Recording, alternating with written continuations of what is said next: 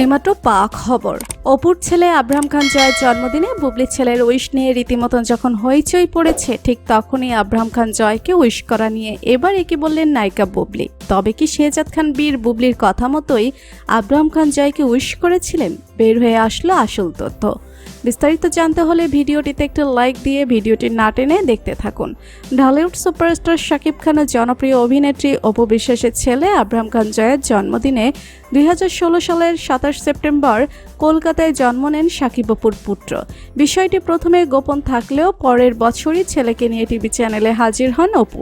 জানান শাকিব খানের সঙ্গে তার বিয়ে ও সংসারের কথা, এবং প্রত্যেক বছরের মতন শাকিব খান তার ছেলের জন্মদিনের নিজ থেকেই পালন করেন। ঠিক তেমনি আব্রাহাম খান জয়ের জন্মদিনে শাকিব খান এসেছিলেন অপু বিশ্বাসের বাড়িতে।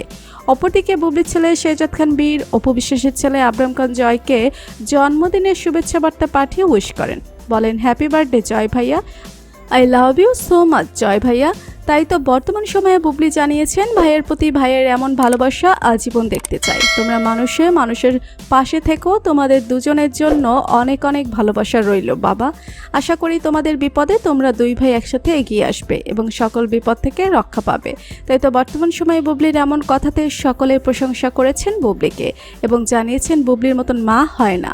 আবার কেউ বা লিখেছেন, বুবলির পোস্ট করা ওই ভিডিওর নিচে একজন লিখেছেন, মাশাল্লাহ আলহামদুলিল্লাহ বীর বাবা।